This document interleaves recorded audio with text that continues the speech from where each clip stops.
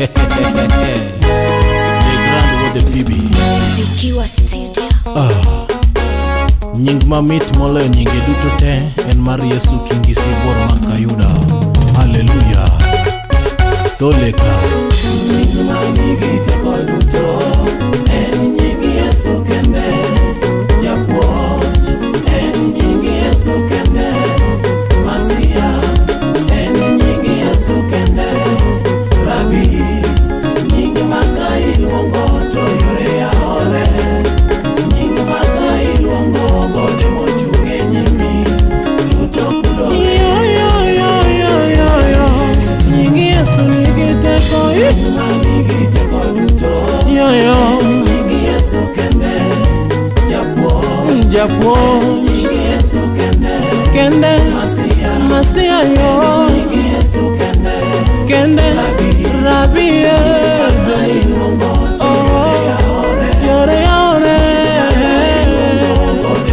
Gode mochunge nyimi.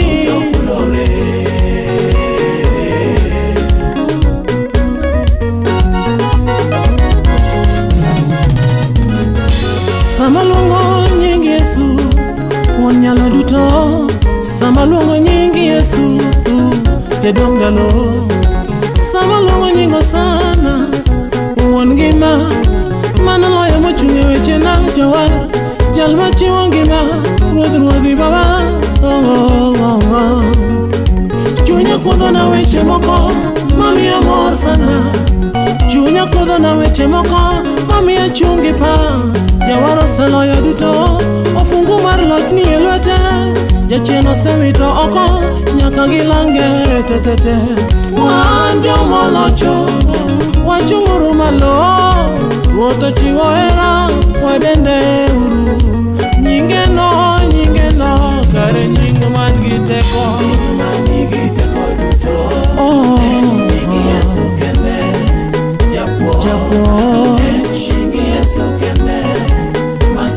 Masia yo Rabi yo yore yaore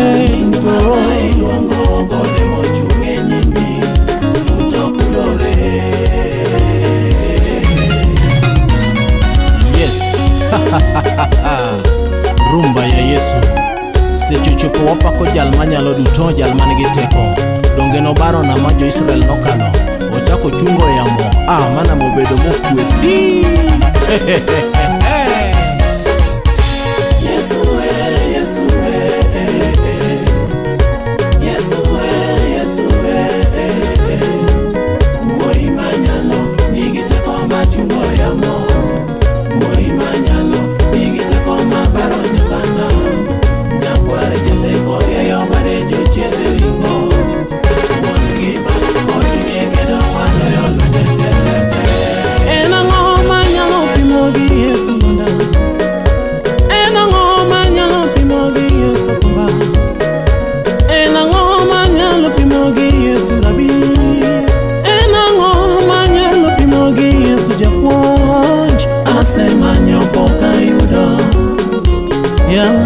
Asemanyo poka yudo. Asepenjo poko duoka. Asepenjo poko duoka joa. Mano jal mako gwedhi. Mano jal mako gwedhi. To ng'ama kuong'i onge. Kose gwedhi to ng'ama kuong'i onge. Koting'i malo ng'ama duoki piny onge. Koting'i malo ng'ama duoki piny onge. Jochiende winje. Yawa jochiende winje. Kata nembe bende winje. Kata nembe bende winje.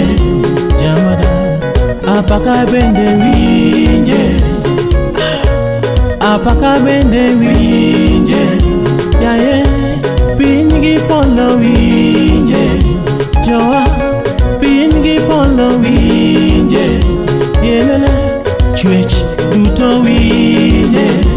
Aya chwech duto winje. Aye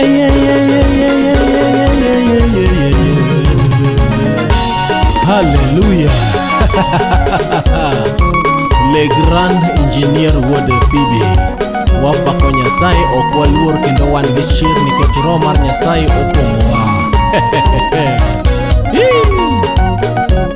Yesu e ruoth odera kating'o. Nya Jerusalem. Nimoso Lucio Kech. Wabijono kidi. Pi wang' rech pok nopong'o nam, kendo rech kata ywag machalo nade, pi wang'e pok nolilo nam. Jachien ionge kari, Yesu ne oseloyo lweny higni 2000 mosekalo. Yes. Priska Machogu, ngima polo, ngima ilaro.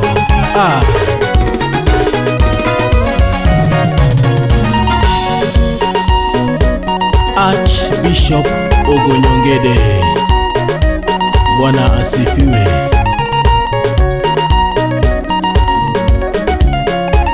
Kang'ich to ng'ich pi, to kaliet to liet ha.